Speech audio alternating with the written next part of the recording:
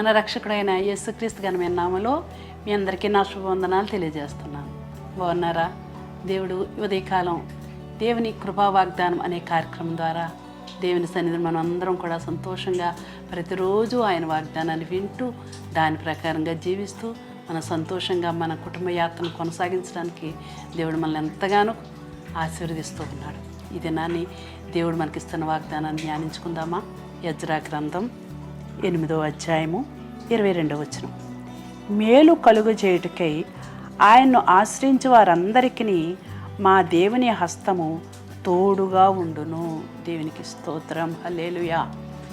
ఆనాడు యెజ్రా దేవుని ఆశ్రయించి దేవుని సన్నిధిలో ప్రార్థన చేసినప్పుడు, ఉపవాసం ఉండి దేవుని అడిగినప్పుడు దేవుడు శత్రువుని జయించడానికి, విరోధులు జయించడానికి ఎంతగానో కృప చూపించాడు. ఆయన అనుకున్నాడంటే, యెజ్రా అనుకున్నాడంట, ఇదిగో రాజును ఆశ్రయిస్తే, రాజు దగ్గరికి వెళ్ళి అడిగితే ఒకవేళ ఆ శత్రు భయాల నుంచి రాజు తప్పిస్తాడేమో అనుకున్నాడంట. కానీ రాజు దగ్గరికి వెళ్ళడానికి సిగ్గుపడ్డాడంట. ఎందుకంటే జీవముగల దేవుని నమ్ముకుని దేవుని ఆశ్రయిస్తే దేవుడు తప్పించగల దేవుడు. కానీ ఒక రాజు దగ్గరికి వెళ్ళి, ఒక మనుషుని దగ్గరికి వెళ్ళి ఆశ్రయిస్తే ఆమె సహాయం ఎంతవరకు ఉంటుంది? దేవుడు ఎంతగా అతనికి మంచి హృదయం ఇచ్చాడండి. నిజంగా దేవుని నమ్మిన బిడ్డలు, దేవుని కొరకు జీవిస్తున్న బిడ్డలు, దేవుని పని చేయాలనుకున్న బిడ్డలు, దేవుడి కొరకే నడవాలనుకున్న బిడ్డలకి దేవుడిచ్చిన మంచి ఆలోచన ఏంటంటే, ఒక మనుషుని వైపు చూడకుండా దేవుని వైపు మాత్రమే చూస్తూ, ఏ విధమైన భయంకరమైన సమస్య వచ్చినా, ఏ శత్రు భయాలు మనల్ని వెంటాడినా, ఏ ఇరుకు ఇబ్బందులు, శోధలు, అవమానాలు మనల్ని వెంటాడినా, ఏ మనుషుని వైపు చేయి చాపకుండా దేవుని వైపు మాత్రమే చేయి చాపి, అవసరమైతే కొన్ని దినాలు ఉపవాసాలు ప్రతిష్ఠించుకుని దేవుని ఆశ్రయిస్తే, దేవుడు ఇది ఉదయకాలం చెప్తున్నాడు, దేవుని హస్తం నీకు తోడుగా ఉంటుంది, ఆయన సన్నిధి నీకు తోడుగా వస్తుంది.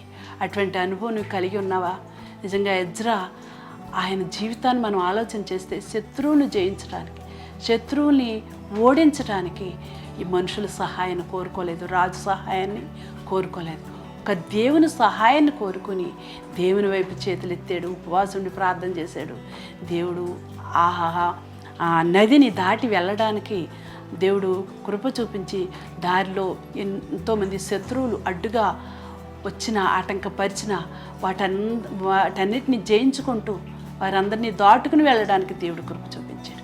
ఉదయకాలం నీకు ఎన్నో భయంకరమైన పరిస్థితులు అడ్డుగా వస్తున్నాయి, శోధనలు అడ్డుగా వస్తున్నాయి, ఎన్నో విధమైన కుటుంబ సమస్యలు నీకు అడ్డుగా వస్తున్నాయి. ఆయనను భయపడవద్దు, దేవుని వైపు నువ్వు చూడు. అవసరమైతే ఉపవాసం కూడా ఉండి ప్రార్థన చేయి. ప్రతి సమస్యను విడిపించగలిగిన ఆ దేవాది దేవుడు నీకు నాకు తోడుగా ఉన్నాడు. ఆయన ఆశ్రయిద్దామా? ఆయన ప్రార్థన చేద్దామా? ప్రార్థన చేద్దాం. మహిమ కలిగిన తండ్రి, ఇదిగో నీ హస్తం మాకు తోడుగా ఉంచు ప్రభా.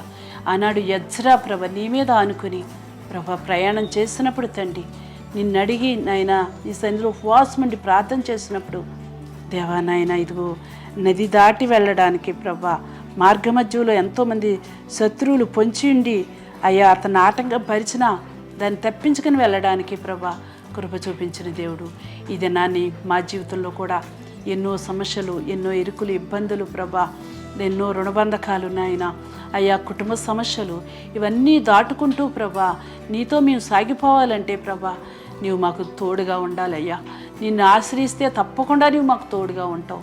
ఇది నీ వాగ్దానం వెంటనే బిడ్డలు నిన్ను ఆశ్రయిస్తూ ఉన్నారు ప్రభా. తప్పకుండా వారు ఏ శోధనలో ఉన్నప్పటికీ నీవే తప్పించి ప్రభా దేవారికి ఉన్నటువంటి ఆటంకాలన్నీ తొలగించి జయము దయచేయండి. యేసు నామములో ప్రార్థిస్తున్నాను.